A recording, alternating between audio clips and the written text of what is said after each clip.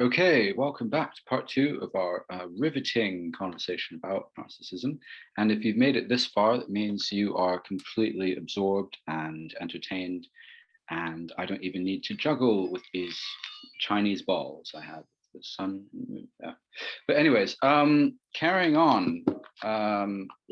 It's a very heavy subject. It's very disturbing, but also I feel like without a sense of humor about it, everyone would just like get really depressed and not be able to move forward. But continuing onward from our discussion of perfectionism and the narcissist needing you to be perfect, what I found in major religions, you must be perfect. Be perfect.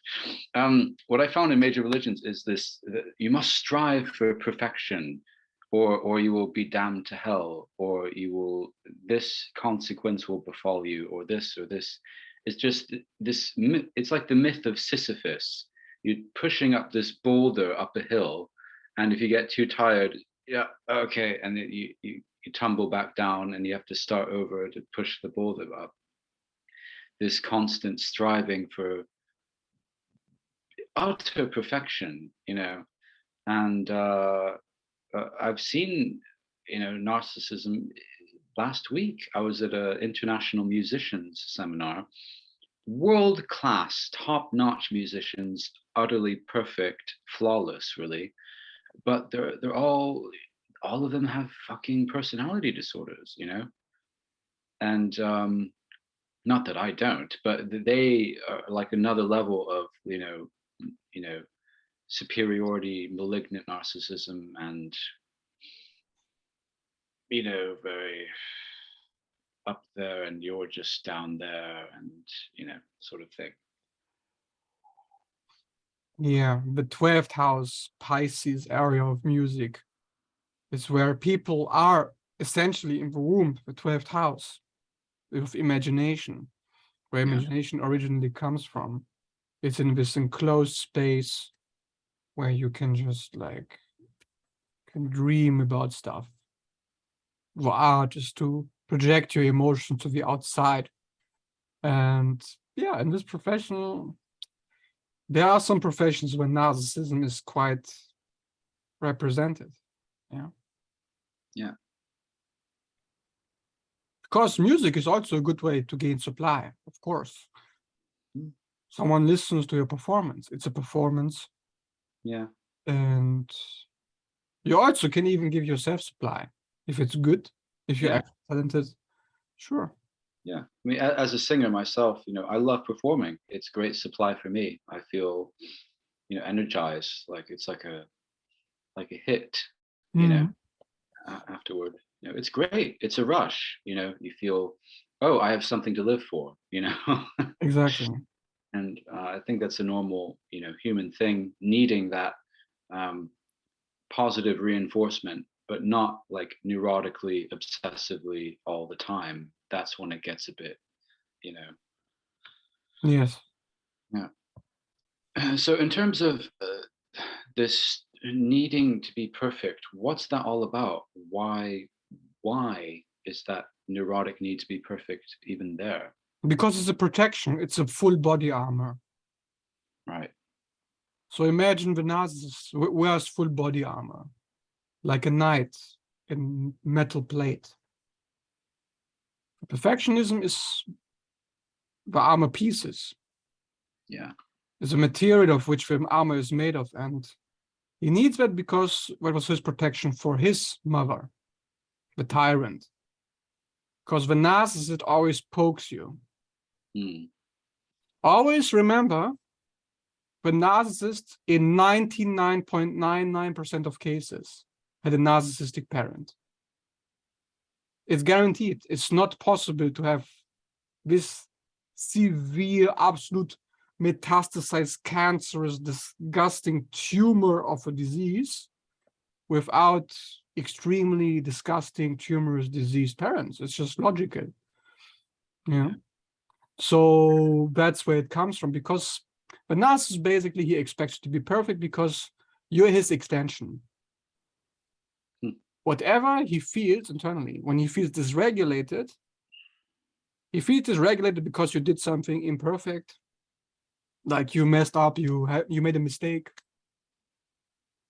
And the narcissist feels like it's like a mutated codependent.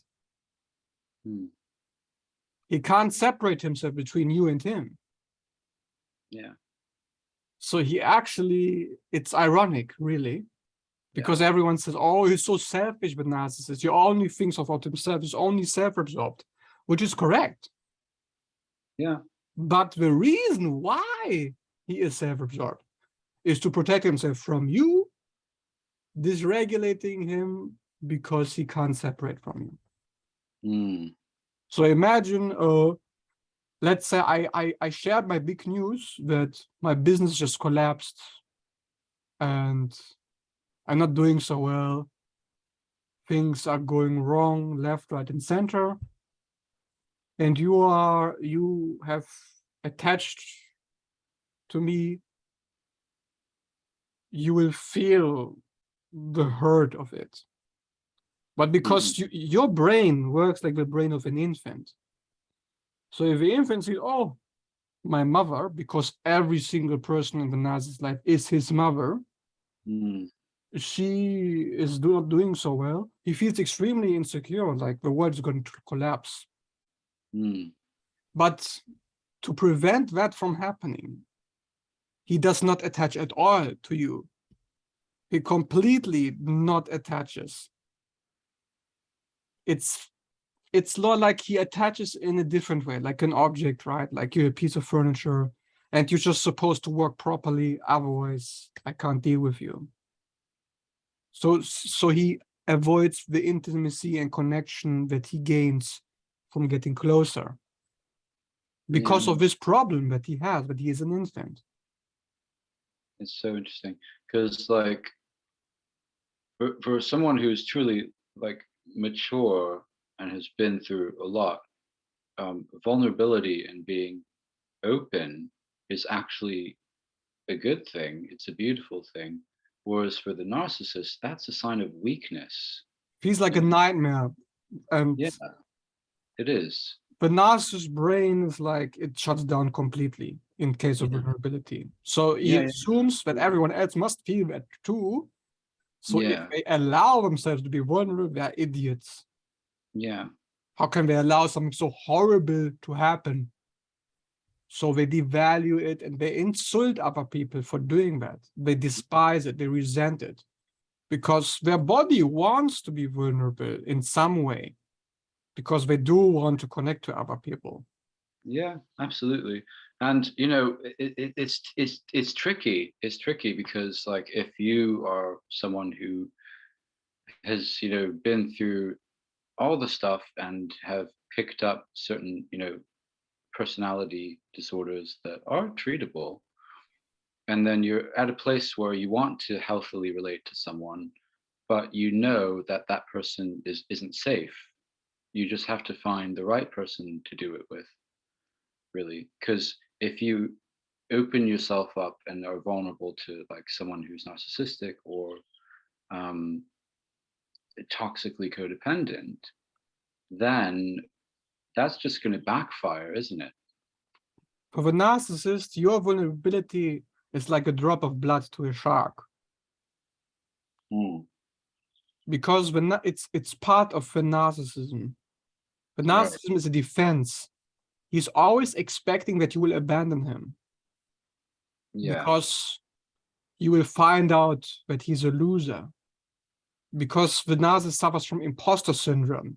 He knows he's a fake. His body knows that. But his mind does everything to avoid that through delusional thinking. Do we not all suffer from imposter syndrome to an extent? No. We don't. Only to a level. Yeah. So, like, let's say I feel like a narcissist would feel when I would feel that I have to say things in a certain way. I have to act in a certain way to avoid your judgment. Because your judgment is my death. It's like being exposed. And when we are exposed that you're a loser, then you will abandon me.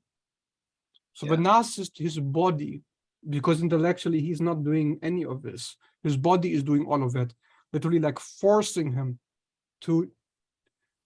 I see a lot of blockages with people from narcissistic abuse in the throat, because it's literally, it's moving the head in a certain way to protect the identity, which is, I'm worthless. If you see that I'm worthless, you will leave me. So he needs to always make sure that if you are vulnerable, if you show any worthlessness, he needs to show you that you are worthless. So you will never think that he is worse than you. If you don't think that he's worse than you, you will not abandon him.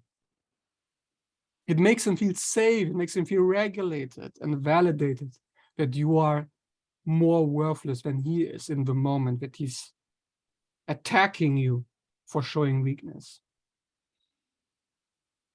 Yeah. Your weakness is his paradise, his way out. Yeah. When he can prove that you are worthless, then finally he can be okay. He can feel safe. That's why people, usually it goes like this in a narcissistic relationship. The worse you get, the more depressed you get, the more dissociated, the more sad, the weaker and more helpless. The stronger the narcissist feels. It's like at the beginning, when you enter the narcissistic relationship, the narcissist is completely like, oh, I'm just innocent, I'm frozen, I am harmless. They're fawning at the beginning, they're love bombing you. They're being very nice, they're trying to be yours. But at the end of the relationship, you are suddenly the slave. And he is all pompous, proud, and happy. Because he's always comparing himself to you. Oh, look, he's so worthless. That means I can't be so bad because I am better than this. Yeah. And sometimes they will say, oh, yes, I really sympathize with you, and I think you need mental help. And so they will offer to give you the mental help. So I can prove that you are the one who has their sickness. Like I said in the beginning, the psychic vampire, he dumps his shit onto you. Look, now you're the evil one. See, I'm fine. The smirk. This is where the narcissist smirk comes from. Like, haha, see, you're the trash. I knew it. He's so happy that finally there's proof that someone is worse than him. So he can't be that bad. That's so evil. it's like that's the origin of sadism. Yeah. Why does the sadist feel so happy when he tortures you? Because finally somebody else is being tortured and not me. Yeah, well, it's interesting because Marquis de Sade, he was, very aristocratic, very high social status, very superior in society. And he was imprisoned, essentially. And so he started writing all these sadistic fantasies in prison. And so all of the content of those sadistic fantasies were produced out of a state of complete despair, because he was literally in prison when he wrote all those things. And that's where we get the term sadism, Yes. Which makes sense, really. Because when you're in prison physically, there's literally no way out. You cannot distract yourself from your own internal voices telling you that you are worthless constantly. Yeah. Over and over and over, because narcissistic abuse is born through that. Yeah. The mother over and over tells you, you're worthless, you're trash. See, you did something bad. So the narcissistic mother can feel good about themselves. It's the same thing. And the child sees that, oh, okay, every time I deviate from being perfect, she has a reason to attack me and tell me how worthless I am. and somehow the child just becomes a copycat of his behavior. Because it's a healthy adaptation at that time to beat his mother at her own game. And that's why people become very narcissistic when they are with narcissists. Like the term was created reactive abuse. He pokes you over and over until eventually you explode. And when he smirks, he's happy. Aha, now I have confirmation that my shit was dumped on him and that he is worse than me. Yoo-hoo. Accomplishment. And you're like, now I'm a narcissist. Look how bad I behave now. Yeah. Because now I'm the mad one. I feel everything now that the narcissist is feeling, and the narcissist is no longer feeling it. It's infectious. It's infectious. So maybe we should change the term psychic vampire from vampire to psychic dumper. That would be more accurate. They're just dumping on you. They're not taking anything from you, really. It just feels like you're drained because imagine someone puts garbage into your home and everything stings, everything is metastasizing, tumorous, disgusting, filthy. Thanks. Yeah, that's great. Just put it here. Yeah, it's fine. It's like insane. Yeah, once you realize what's actually happening, it's completely insane. And they look at you. The narcissist is very much like staring at you. They're always scanning. Is he feeling bad or is he feeling good? Is he feeling any emotions to what I'm doing to him? The narcissist is desperately hoping that you feel bad because what he did to you. And when you feel bad, it's like, it's like a rush, like cocaine into my veins. Relief. Wow. Yeah, no, I like that. Psychic dumping. Or another term for emotional transference. So transferring this file. There you go. Have that. Because it validates the narcissist. Oh, I have proof that they're sick, not me. Yeah. Thank God, they're sick, not me. Okay. It's like the codependent I said before. Yeah. The narcissist has been taught through gaslighting and manipulation, but his reality is he's the sick one, he's the problem. Yeah. All the narcissist needs to do is to be absolutely certain that he's not the problem, that he's going to be okay. And then everything's fine. This is called ontological security. His needs need to be provided. He needs to know that if he goes out into the world and leaves you, that he's still going to be a good person. He has been convinced by his mother that he's bad. So he needs to have proof that you are the bad one instead.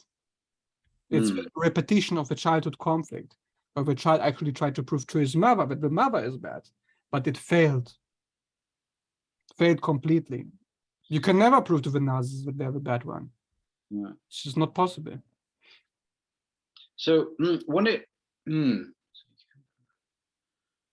when it comes to certain spiritual circles, you get a lot of people who are quite neutral and Buddhist and robots.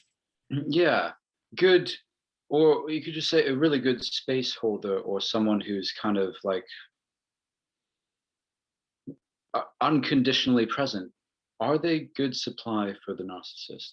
Oh, you mean them? Yeah. Unconditionally present. Yeah. It basically means a person without boundaries. Yeah. Because if I say I am present for you even if you cut my throat, it's just lack of boundaries. Pretty much. Yeah. If I put the boundary, oh, I will move away if you cut my throat, then it's a boundary. Yeah. Because I worked at a bar for a couple of years, and I don't know how or why I stayed there for so long, but it was like I became this kind of Zen master facade, and all these like parasitic customers were like in my face, is um, for the most part being abusive, but some of them were like just opening up to me and telling me their life story without me asking. And like I was this great space holder, and I was just there, kind of like that. And deep inside, I was dying on the inside, but I maintained this like nice facade, and I was praised for that. It's like, oh my God, you're so zen at the bar. It's like, oh, you're like a model worker. And then like, yeah, well, I'm getting cancer in the meantime, for like all this emotional suppression. Um, so that's basically lack of boundaries, isn't it? Yeah. Yeah. You become the extension of every client that comes there. Yeah. You just fulfill any of their wishes. You be their slave, like with your mother, because that's what worked for her. That was a strategy that was successful Mm, in the past. yeah. So, more basic questions I have. Yes. That sounded like Yoda. More basic questions I have. Um, how does the narcissist manage to hijack the executive functioning of an individual? Yes. Basically, like you said before, you get punished if you do X, you get rewarded if you do Y. Do this over and over again, eventually it becomes automatic. And you'll always do Y instead of X, because the narcissist doesn't want you to do X. Yeah. Well, that's basically, the the the parenting style and the how kids are taught at school. Um, for the most part, it's like all over the place. People like in textbooks, they actually recommend a punishment reward style of raising children. Still, like they're dogs, Yeah. and it's like, do you realize what you're doing? It's like, yeah. So that's basically it. The punishment reward mechanism. It's not about teaching you how to think, Yeah. just what to think. Mm, If you think this, you will be punished. If you think mm, this, we will love you. It's that simple.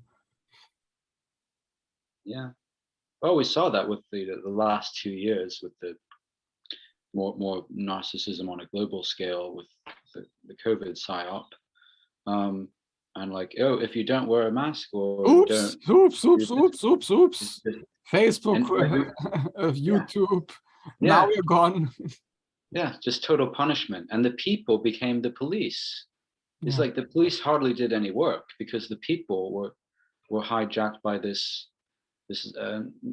Wedico narcissistic virus of like telling other people what to do. And it's like, oh, you're not wearing a mask, you know, Yeah, like you're a enmeshment with the terrorist. government. Yeah, Like, I'm the government now. I'm the police now. yeah, People are not separate from the government. They think they have to uphold the law for them. They have to be virtuous. virtue signaling. Yeah, They the they do, virtue they have signaling. not. It's just a bunch of people that have not separated and individuated. Basically, yeah. They Yeah, just let other essentially. people dictate their thinking for them because it's what that gets them rewarded and punished. It's again exactly the same thing. What you say? So would you say communism and socialism is narcissistic? The way it's been done, yes. Yeah, yeah. Wow.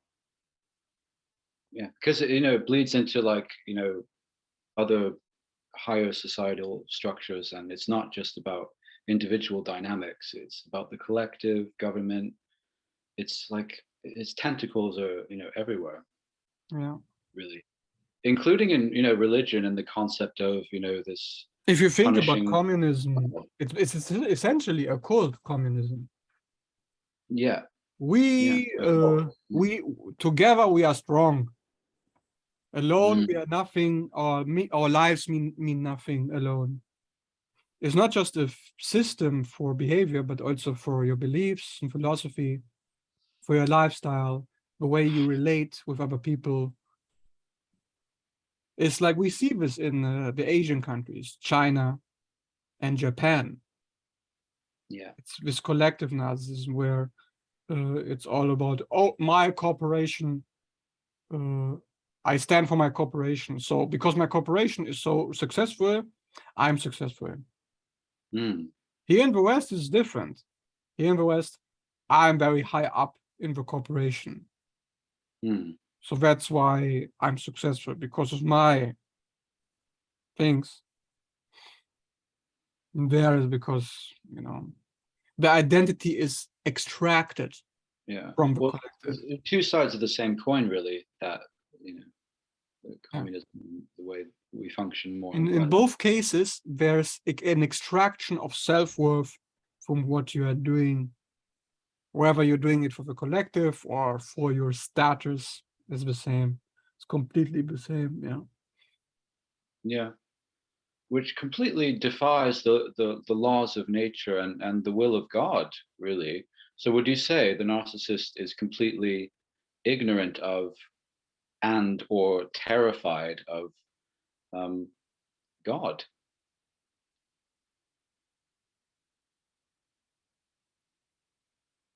In what way?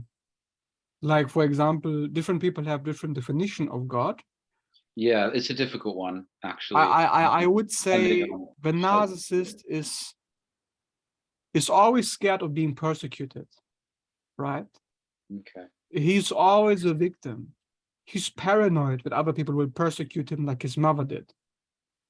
So of course he will think the same way about God. But God is a persecutor because his most intimate, his most loved, his most closest people were persecutors. Everyone's a persecutor. Wow. So how does the narcissist regain self-worth and trust for others and in himself?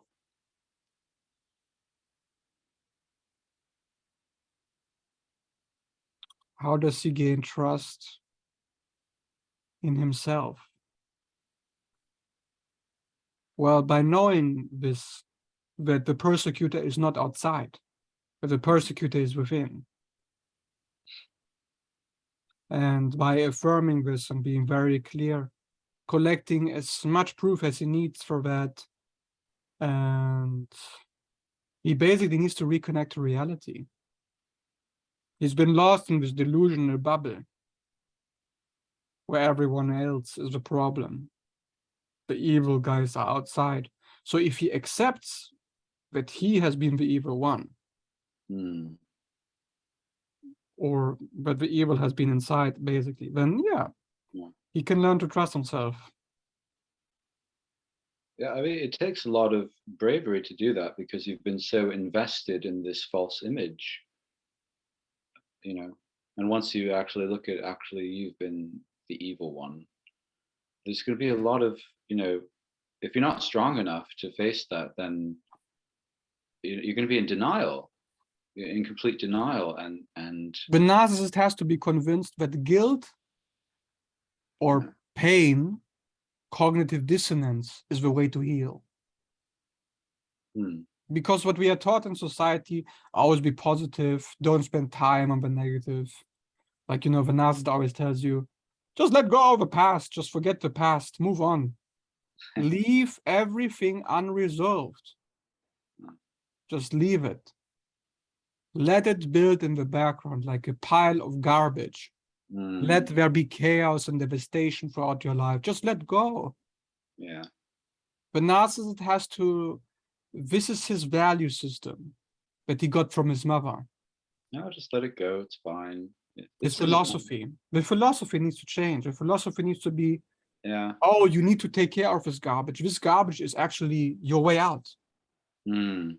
Mm. The past is actually your future. Mm. Go back to the past, solve it, and then your future will be fixed. Stop being a spiritual narcissist. Mm. Stop saying that the past needs to be in the past and the future, it doesn't exist and it's all be here now. Yeah. Eckhart Tolle, another narcissist. Mm. That's interesting. His teachings are narcissistic. I don't care what he says or where the truth is in his teachings. Yeah. If you are only interested in now, you are being reactive. How can you take responsibility for anything if you only focus on what's immediately in front of you and ignore everything else? You're just ignoring. Yeah. It's not going to go away. The future will come. Are you ready to face it?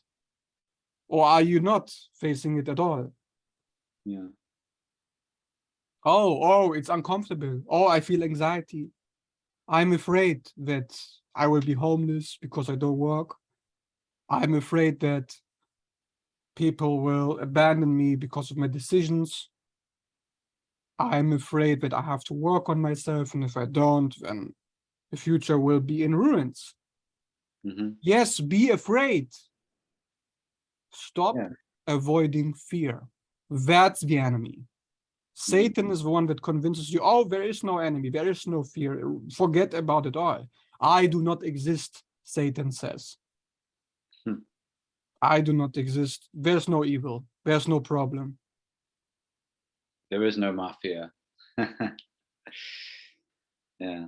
Going back to that, exactly. If you pretend that it doesn't exist, then you'll be fine, you think. But actually, there is an existential dread.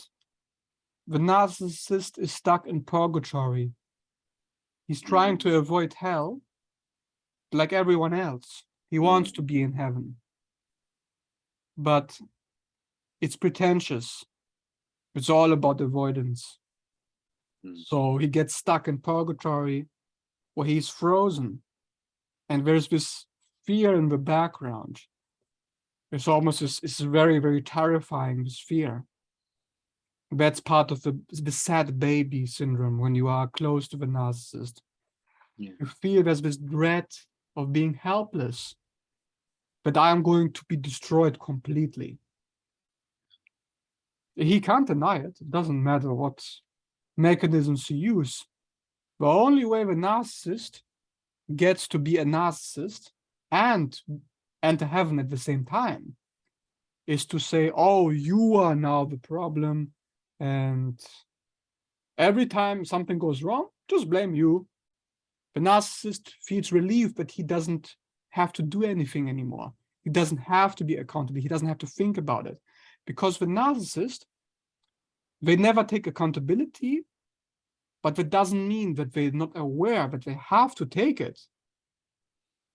Deep down inside, they can feel they have to be accountable to survive. Yeah. But they just can't face that. Yeah. Well, it's interesting because this is an extreme example, but the absolute refusal to take accountability and responsibility is like, okay, you smash someone's face in with It wasn't me. With your boot, and it's like, sorry, that wasn't actually me. That was my boot and the law of gravity. And also, I don't really have free will. Free will is an illusion, so everything's God. So just blame God. That's an extreme example. Which, of course, is true. But yeah, if you believe that way, then you cannot function. Yeah, because if God is the only reality and we're just like his puppets, and he puts on many masks and behaves in different ways, God can be both good and evil and saint and sinner, then there's no morality. There's no like personal accountability and morality and the actual person or self saying, actually, no, this is wrong. This is right. This is wrong. We are going back to the vertigo here. Yeah. To the psychopathy. This is exactly it. Everyone is experiencing this. Everyone is asking themselves solipsistically, What's the point? Why should I care about morals or ethics? Yeah. Everything goes. Everything goes in God's universe. You know, everything is God, so we can do it whatever the fuck we want. It's fine. You know. Avoid accountability, that's fine too.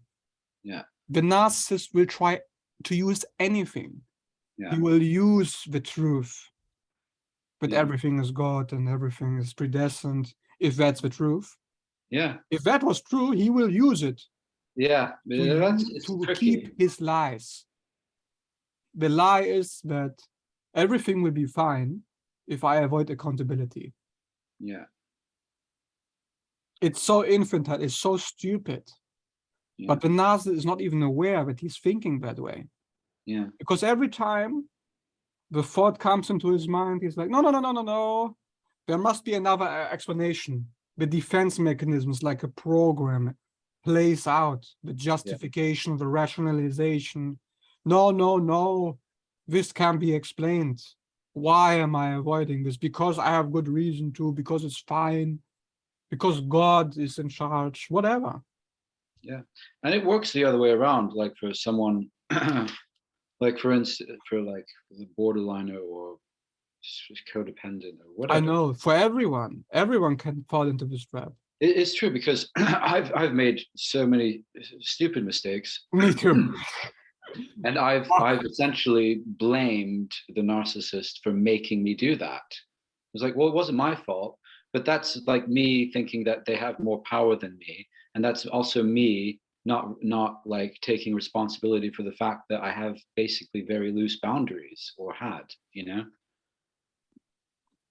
It's The like burden of responsibility is very heavy. once you turn it back on yourself, it's like, okay, I need to work on my boundaries.